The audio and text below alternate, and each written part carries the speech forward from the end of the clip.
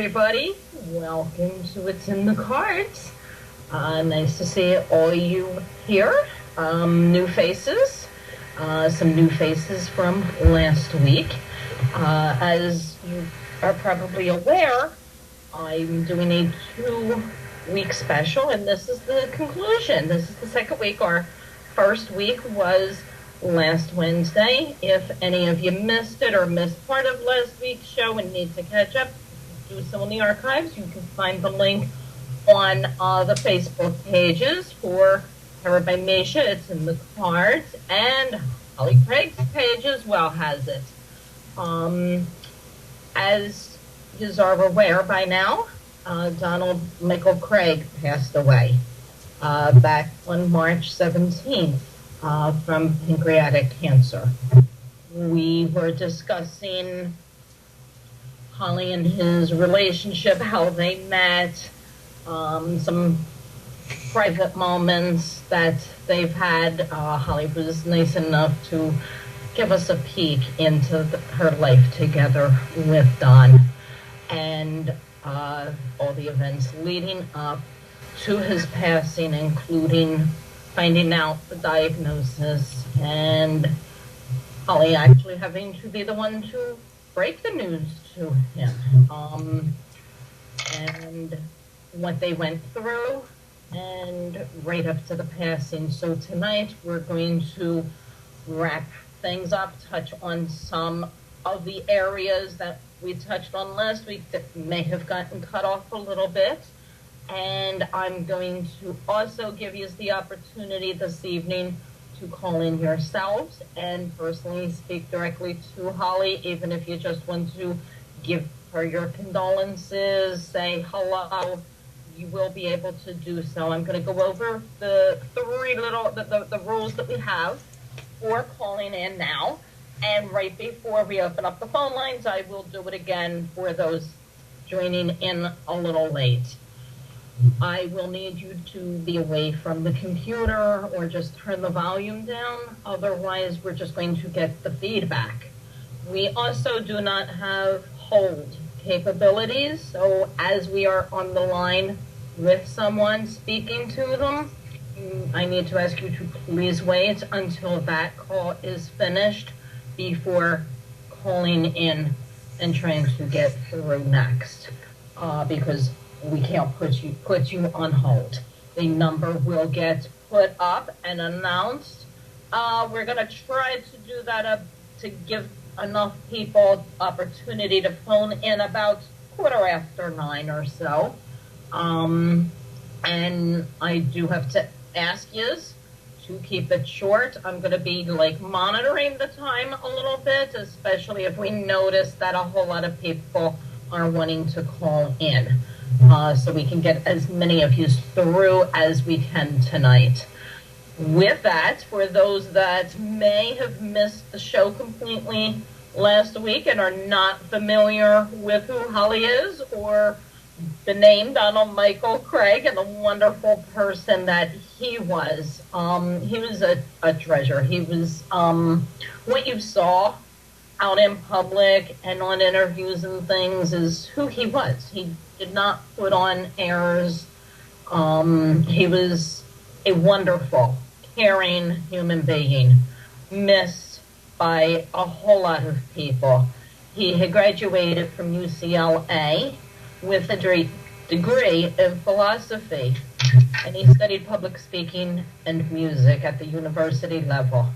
And after a decade of personal study and practice, he started 10 years of teaching courses in Southern California on the Kabalah, tarot, magic, Tantra, and psychic development.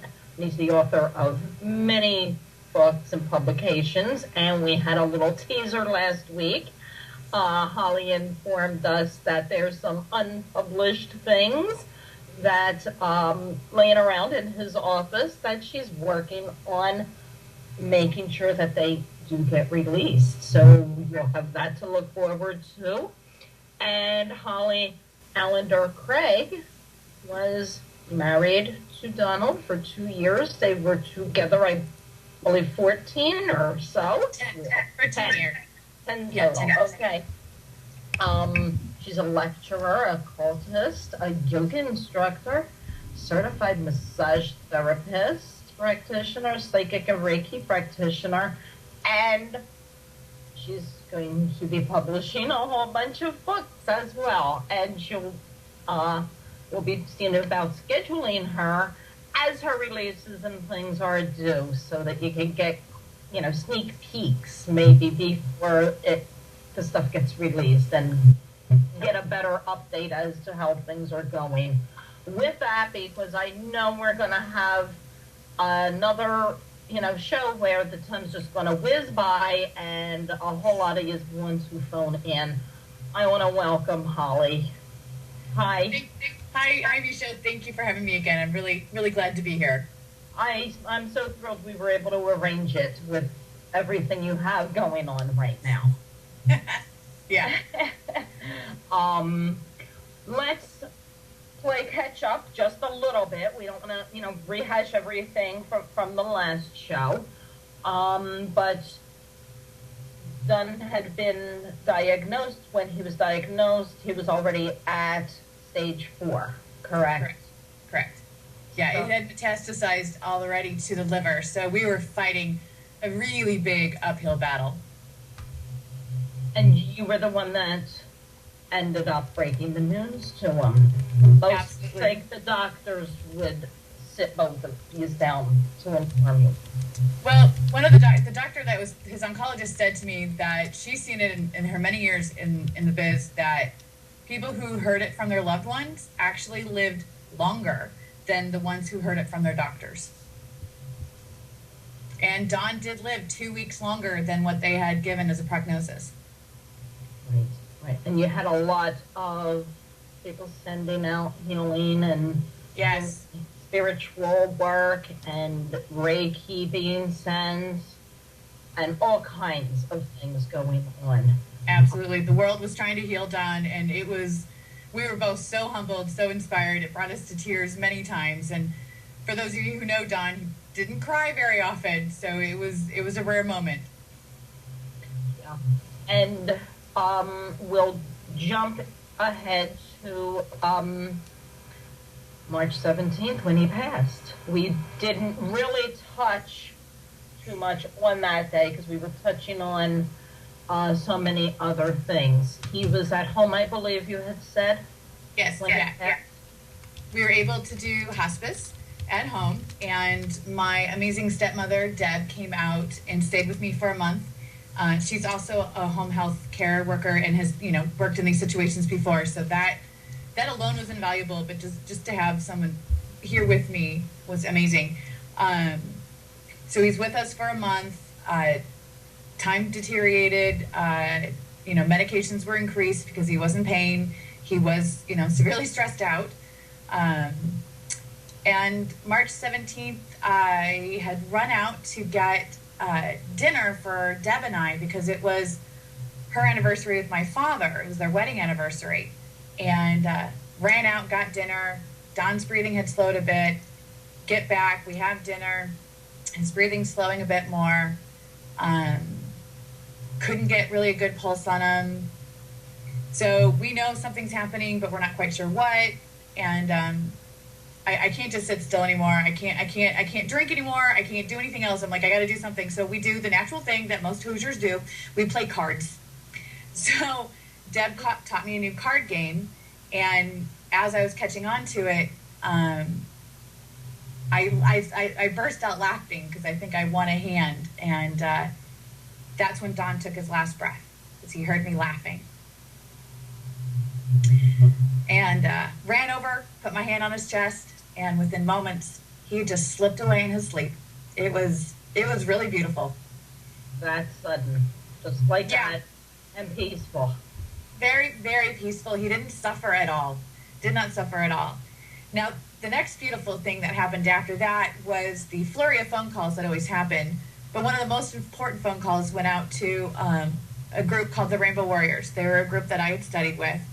And they came out to the house and did a rite of passage for Don. They wrote the ceremony specifically for him. And they came out in robes with all the equipment and everything, got everything set up, and thankfully they wrote it down and gave it to me, because I don't remember half of it other than the fact that it was one of the most beautiful things I had heard, blessing the body, blessing the soul, the spirit, blessing every part of his body. They also included mala beads, which is the meditation beads that tantrics use. Very important symbolism for Don and I. And so they incorporated all of that in there with chanting, and it was just a purely magical moment on the highest level that there could possibly be. Yeah, lots of tears shed. He was proud. Yes, yeah. He was, I think, very wowed by the eloquence, by the thoughtfulness and the love that was there. It was, yeah. And for the viewers out there, because not everyone is pagan, right. So for a simplified explanation of this, would you compare it to the last rites being given? Yes, it was. It was a very unique perspective. I think every tradition has its own, and the Rainbow Warriors definitely gave it the spin that had essence of themselves, which is kind of a Wiccan shamanic background, and bringing in Don and I's background, which is more of the Tantric, ancient Indian religion and philosophies. So it was a beautiful melding of all of that together. I want to, I don't know how, what exactly we can touch on, and I don't want to take up, a whole lot of time, but we do have someone in the chat room that they have a lesion on their pancreas, and they're getting an MRI on the 20th. Great. Great. So I don't know if you have anything that you want to throw out there for that kind of situation. A lesion could just be a lesion. So just start with that. Let the worry. I know worry's going to be there because it's the worry of the unknown. Totally get it. Totally understand it. My worry was much more condensed than waiting, 6 more days until you get the MRI. And then it may be a little bit more time after that before the results are given. So best thing I can say is, in the meantime, take it easy on yourself. Know that you're going to be stressed. Know that this is going to be emotional. And be honest with yourself and be honest with others. Because the more honest I was and Don was in all of that, the better care we got, the better instructions we got, the better explanations we got. And it really helped us. We spoke a little bit about that.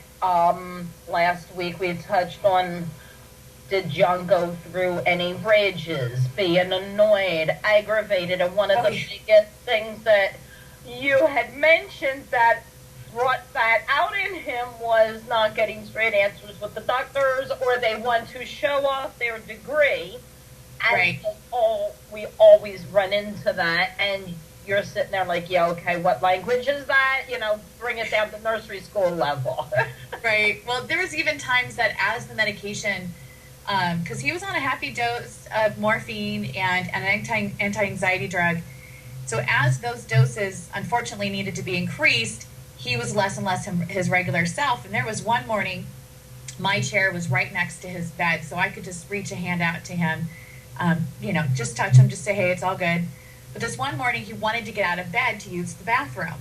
And that was no longer an option. He could no longer walk. And we had special pants. And those of you who've been in a situation know that you don't call them diapers, you call them pants or something else. Bit more dignity.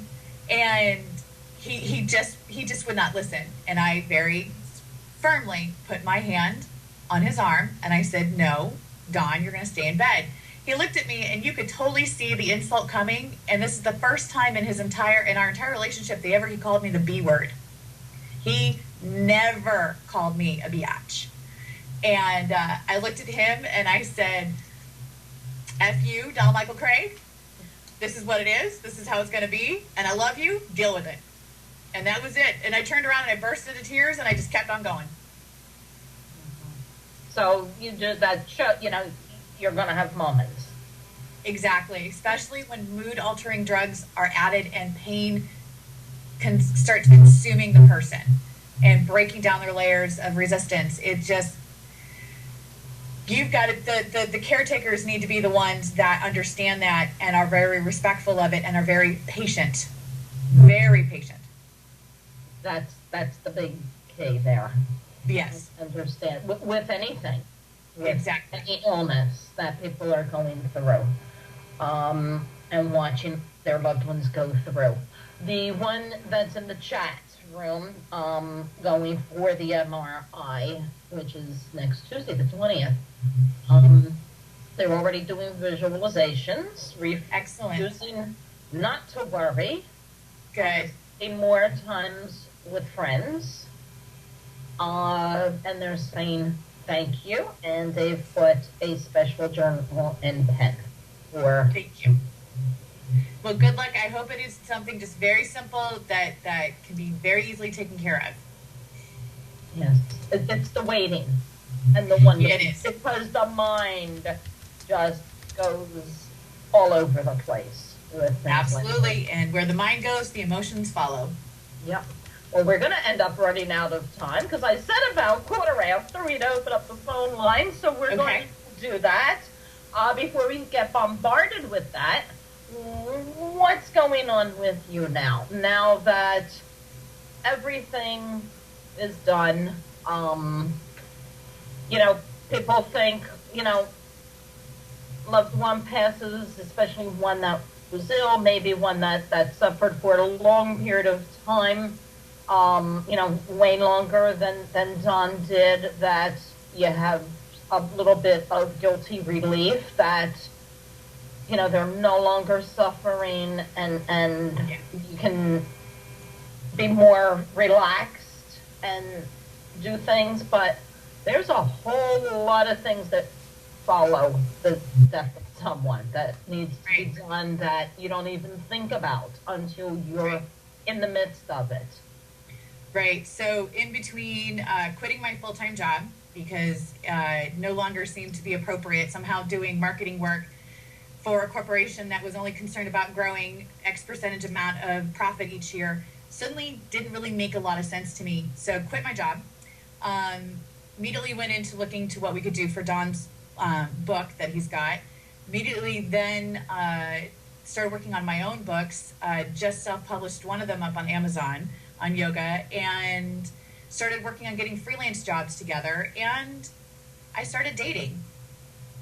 And I smile, I chuckle whenever I think of all these things that you've done, because you find that, and we touched a little bit on it last week, that people go through the loss of a loved one, a spouse, a live-in, whatever, even a child or a parent, whatever the case may be.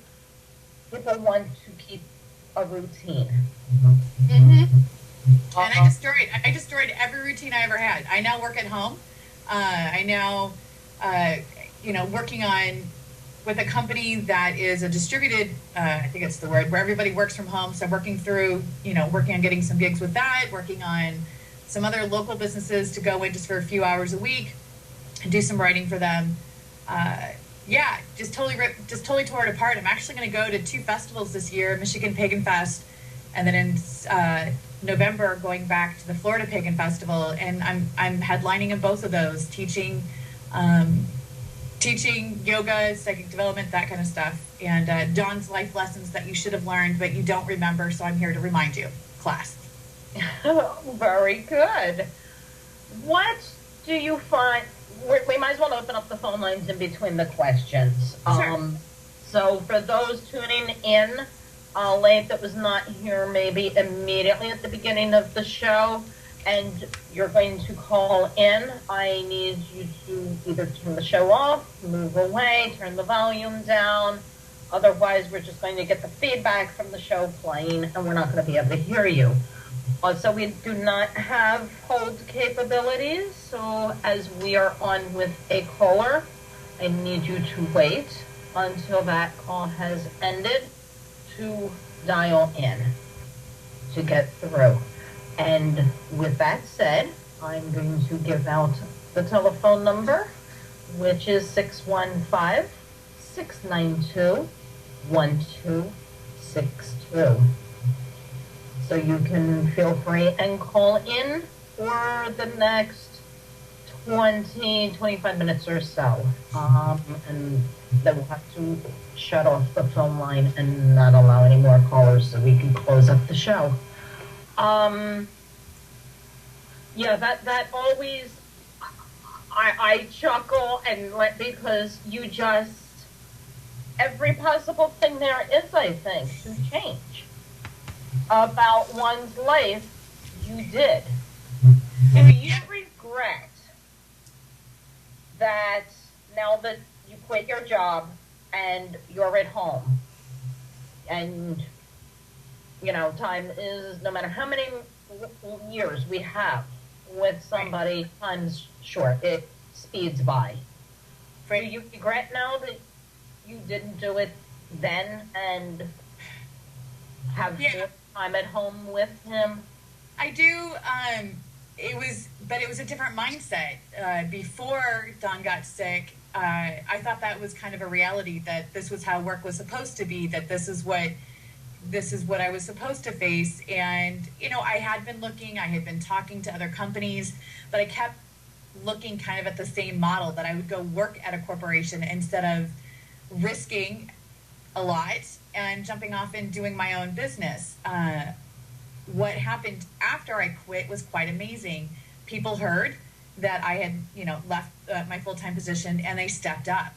And I, you know, have got a lot of opportunities ahead of me, and I know more is going to come down the pipeline because the universe provides. So, yeah, I kind of do regret the fact that I didn't have that mindset beforehand. And how do you deal with that? For those, we all go through regrets, whether it's because somebody passed or they moved, whatever, divorce. We sit there and we go, well, what did I do that I shouldn't have? Or what could I have done that I did? And that gets us. Right. And what could I have done? That's a great question to ask, because that kind of gives you an idea of what you could do for the future.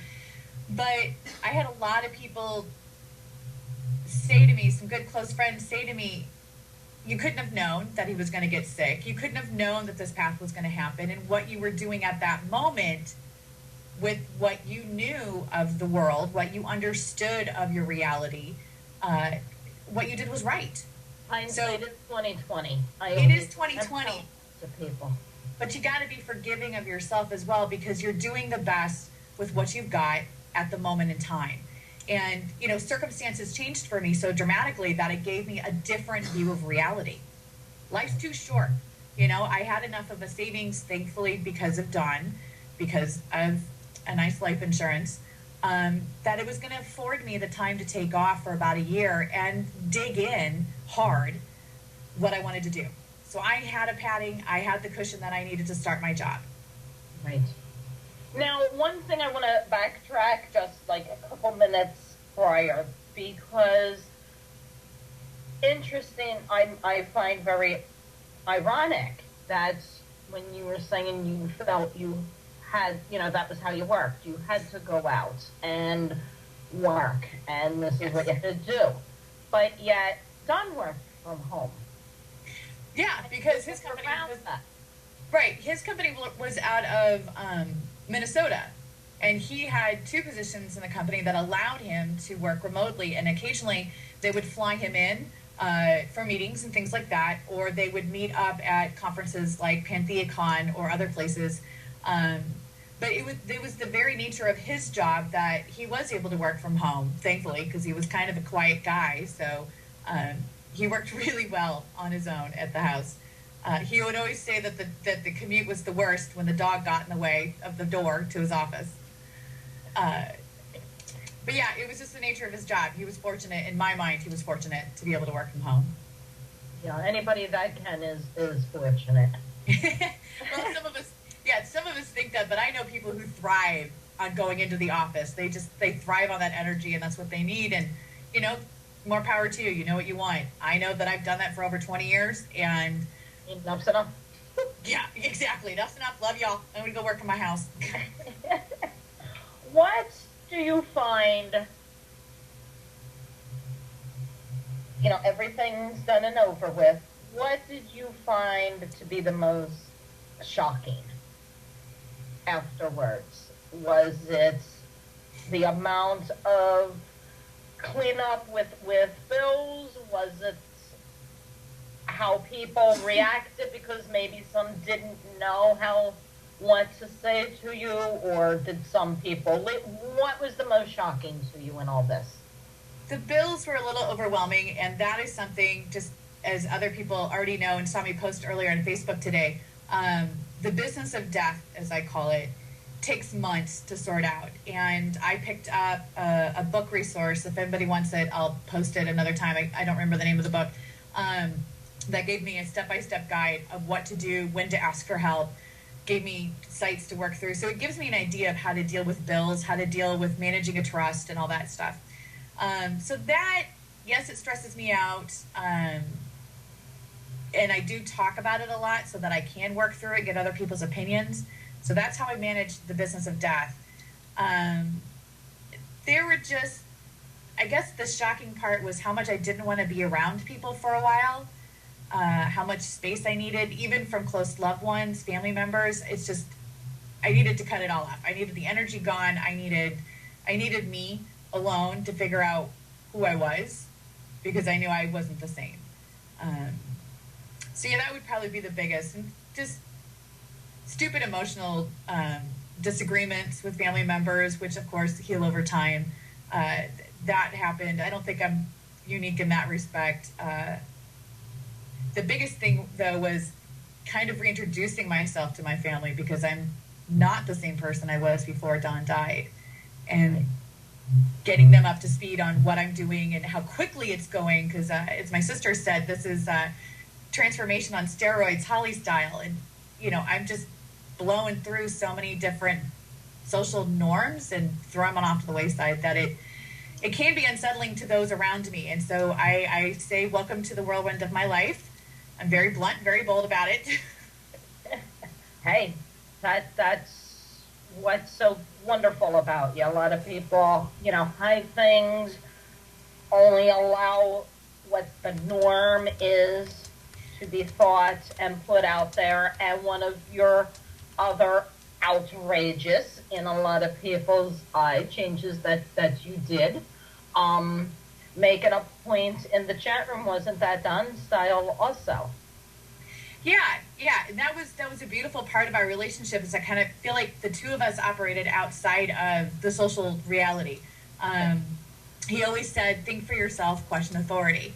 And whether that authority is, your loved one sitting next to you that's, you're married to, or even yourself. So yes, they're absolutely right. We definitely did question why we're doing what we're doing when we're doing it. And we have to touch on this one, because, we can't just let it go in passing, because I know I heard some out there. What's that? Having a boyfriend so soon and starting relationships. I bet that is the biggest. Oh my God, what is the matter with her? She is, Let's just say it. I'm a slut, right? People possibly think I'm a slut, but that wasn't what was coming to my mind. What was coming to my mind was she must really be losing it. A lot of people probably heard say, you're just avoiding the grief in the mourning period, and when there's a breakup, you hear a rebound.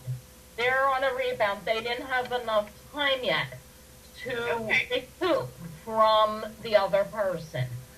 And, how is this working? Is there an issue with the new man in your life? Because it is so freshly close to Don's passing, where, maybe they get a little uncomfortable, and because you do need your time. There's going to be the firsts that they say is the hardest with the passing of a loved one, your first year. the first every holiday, first anniversary without the person. How is all that working? Well, considering all those other dates are in the future, I will deal with that as time gets closer, and I'll see how I feel at that point. But what I'm hearing a lot in what you're saying and possibly reflecting from others is, again, it's that word should. The first year should be in this sort of set diagram of how things should happen. Yeah, will it be hard come Samhain when it's our wedding anniversary and it's also the day that my dog died? Yeah, it'll probably be difficult. Will I get through it? Yeah, probably. I don't know. It's just, how do you know when you're supposed to be done grieving? And this has been a big thing for a lot of people, I think, is that we should be grieving longer. But I met this amazing man. I met him a couple of years ago at the Florida Pagan Gathering, and reacquainted with him this time around, and it just clicked. Right. Things were just in alignment. It made sense, and I felt, and this may be blasphemous, but I felt Don blessing this. And the reaction that I got, as it was pointed out in the chat room, Don, your happiness was always his concern. Yes, yes, and that person must know Don well. Yes. Yeah. He made you happy. Yes, he did. He always worked really hard to make me happy and make sure that I was a success and that I didn't hide in his shadow. But yes, definitely my happiness was number one, and I know without a doubt that he's happy. Yeah. And he's extremely happy this week. Because yes. I'm sitting here laughing for those of you that saw this tuned in last week or saw the archives, and those that didn't. There's a lot of in and out, and it was a Skype issue, but then we realized it wasn't, because as the show was winding down and we were touching the full circle back to Holly, everything started working properly. And you had pointed out he never really liked to be talked about. He didn't like the attention, photo taken, and the whole time you were being cut off was naturally about Don, because we were thinking about everything leading up and what he was going through, how he dealt with it, how you helped him, how you helped yourself. But then when we got to the point of he passed, what are you, Holly Allender Kraig, up to? Worked beautiful, like it is now. So yes, he's quite happy this evening. Yeah, no, he's good. He's good. Yeah, he's hanging out. He's like, this is Holly's time, So it's all good. Yeah, it's all good. Let's broadcast in the chat. He's letting us broadcast tonight. Right. Thank you, Dawn. Yes, thank you. Thanks, Dawn. Don't need to have that. You guys didn't know this, but when one of the last times that we got cut off last week, I actually yelled at him. I don't typically yell at him, but I actually yelled at him last time, and that's when things started going better. Yes, you did tell me that after the show. That was funny. Yeah. Again, the phone line's open. You're only going to have about 15 minutes now at this point to call in. I know you all want to hear what Holly has to say and things like that, and you don't like calling in necessarily and disrupting the flow of the conversation, but that's why it's open tonight, and we saved it for this week, and we didn't open the lines last week. The number 615-692-1262. What about the books? So we're working on, right now we're working on a book that Don had been working on for years. It's a Tantric book. Many people know that he started out in, he studied many traditions. Let's just put it that way. He studied many traditions. And a lot of them I don't know because of the nature of his past. And as many people know in organizations, sometimes you can't talk about the groups that you've been in. So I don't know some of the groups, which is fine. But he also was in ceremonial magic,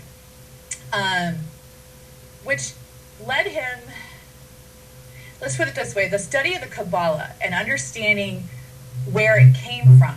Because the Kabalah, in a sense, has only been around for a few thousand years. What came before it? And that was always his search for what came before it. And he slowly but surely stumbled upon and researched, I guess stumble's not the good word, but he ended up circling back to the days of the Harappans over 10,000 years ago on the Saraswati River in India.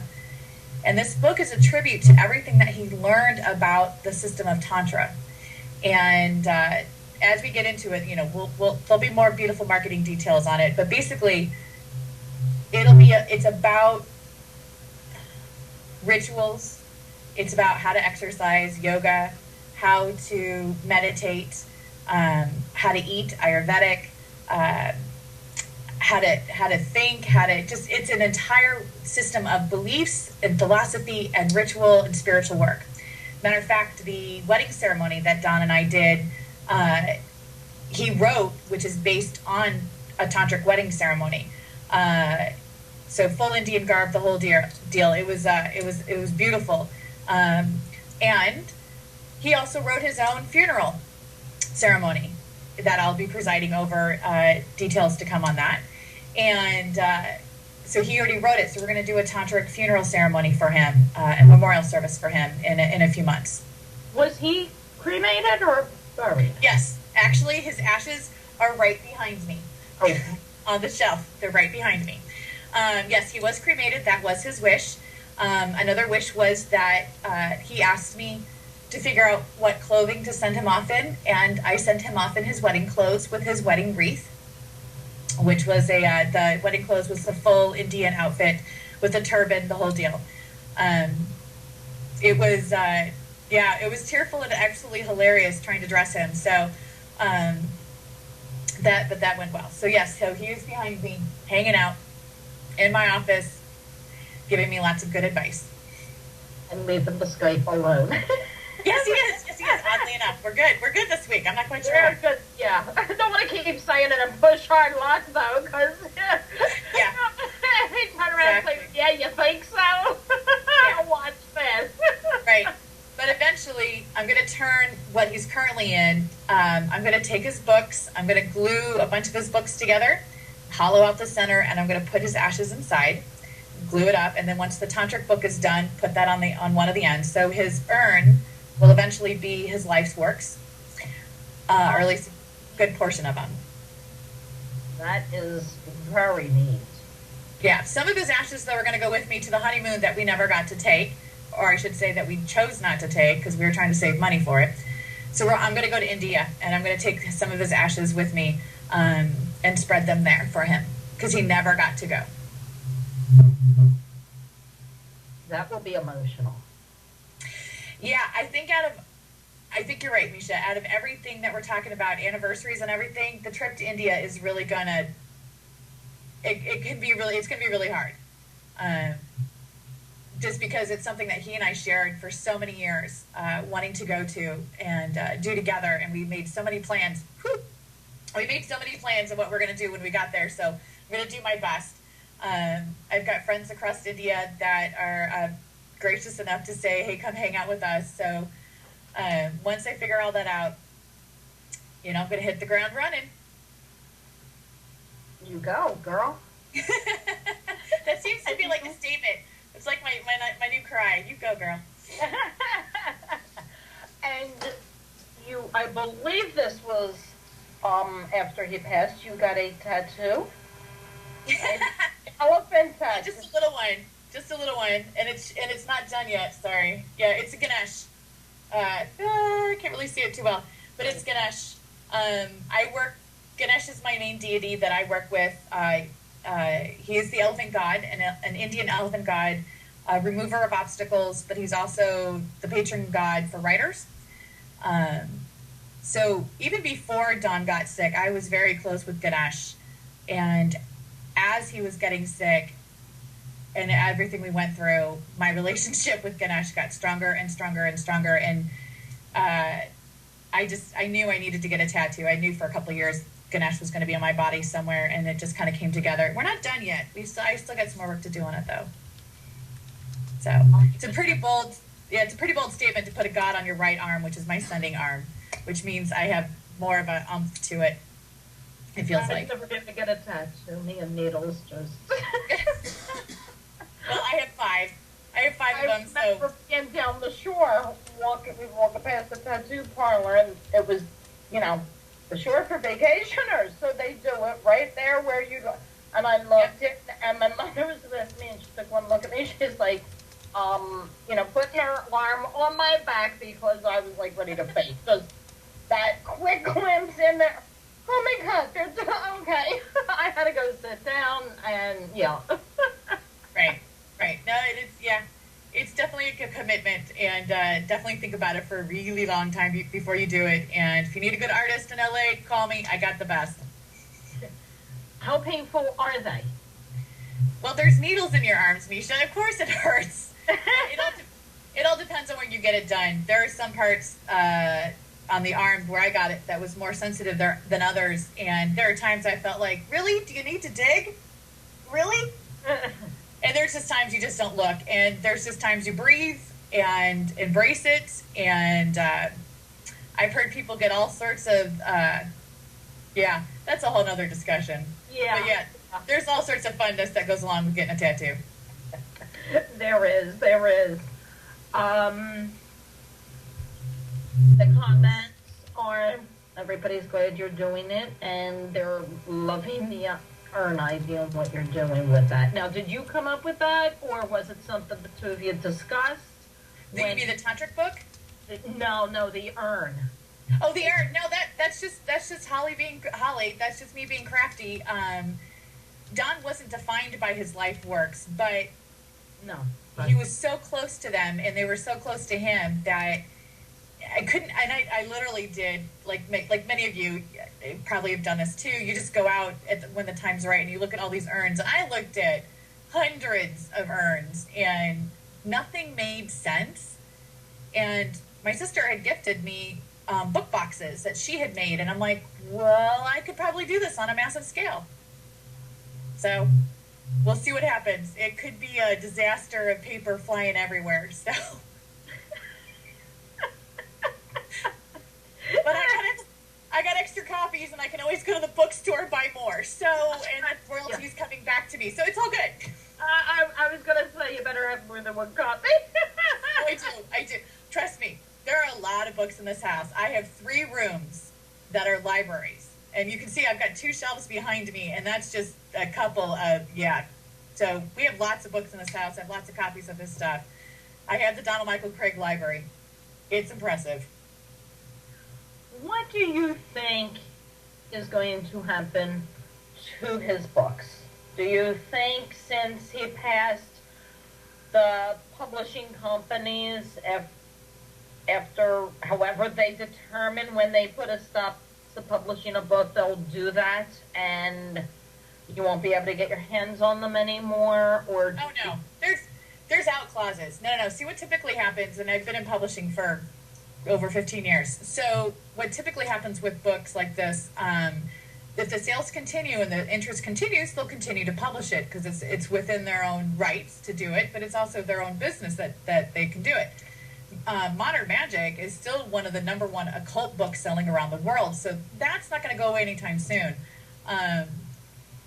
If things go out of print, in other words, they stop publishing it, then there is a set time frame within those contracts of when those rights are reverted back to me, and then I can choose what to do with it based on the contractual obligations. So it's not like the works are ever going to be gone. They may just transform years down the road to something else. But I don't see Llewellyn doing it. They not only did Don write books for them, but he worked for them as an acquisition editor and a marketing editor. Right. He was really ingrained in their family. So I just can't see it going away anytime soon. Well, so exciting. We're going to be running out of time. What do you want to... because, for those that caught last week's show, we're going to have to, go off a little bit earlier because for those that caught the beginning of last week's show, we did a tribute.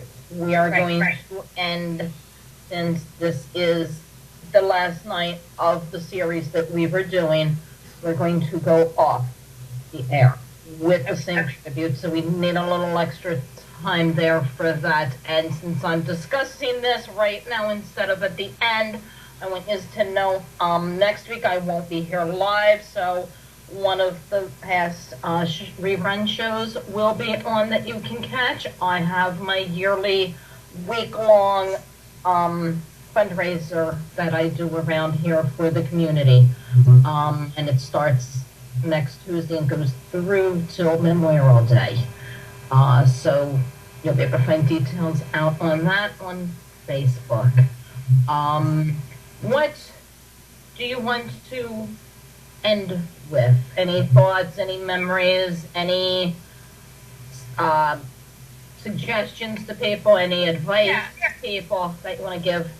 Well, I really want to say to the community at large that the support that they've shown for me, my family, and my friends has been amazing. I couldn't have asked for more. And I've been, the word that I've used the most is that I'm just humbled. I'm very humbled by all of it. I'm very inspired and touched by all the love and support.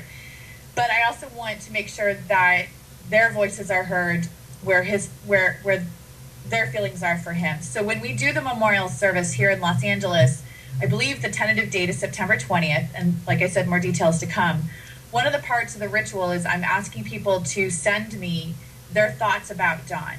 And in the ceremony, we will put those into the fire and send those up to him. Now, we're going to be doing the same ceremony because we're kind of doing an East Coast, West Coast thing.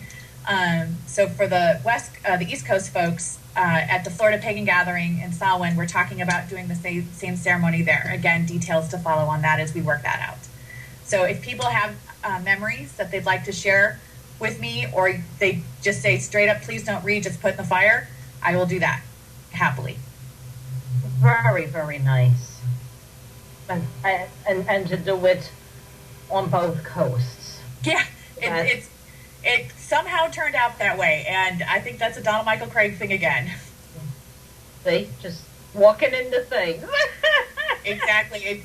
Opportunity sets it up. We're still, like I said, we're still working out all the details for everything, but that's tentatively the idea that we've got right now. And you'll be posting it on Facebook. Yeah, absolutely. I will post it on my page and on Don's page. Okay. All right.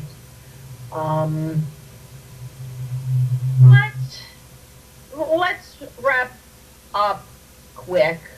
Okay. With the burning questions that still, is a problem for a lot of people. We addressed it last week. What do you say to somebody? What do you say to the person that comes to you and says, I'm dying, I only have X amount of time to live? What do you say to the widower, or the parent or child that lost their loved one, besides, I'm sorry seems so okay? Like you said, you didn't cause the death. You didn't cause the illness. Right. Let's address that, because that is uncomfortable moments for a lot of people. Right. I've thought about this, and I've had a lot of offline discussions too about this. So my answer this week is a little bit more direct. It would be, I love you, wrap my arms around the person, and just listen. Meet them where they're at. Listen to what they have to say. Get more information on what's going on. Consoling in the sense of acknowledging this sucks. What they're going through is hard, it's horrible, and I can't imagine what Don went through. I can't even begin to imagine what he went through. So I wasn't about to say, I understand. But what I did say was, this sucks. I acknowledged it. And so it's love, hug, and acknowledge. Those are the things that I have found in my journey that have made all the difference when working with other people, either in similar situations or working with me or being with me. Right. Now, what would you say, now onto that, be there for the person. Yeah. You said for your own self, you needed to just be alone. What do you do? How do you determine, though, as a friend or a close relative, that the person isn't, ready for a big depression episode, or it is a healing time? that they need? When do you know to try to, come on, let's go out? You don't want to be in the room. And start being persistent with, pick up the phone when I call you. Yeah, you would know your friends the best. So this is typically what happened with friends interacting with me and family members. They would leave me either texts or voicemail or emails or Facebook messages, and they would be, hey, when you're ready, get in touch with me. And some people are a little bit more persistent than others, but when the time felt right, I did pick up the phone and call them. And I made the concerted effort to make sure that I was connecting with my friends, that I was getting out there, because there's just something inside of me that said, I can't do this alone. I couldn't help Don go through it. He went through alone.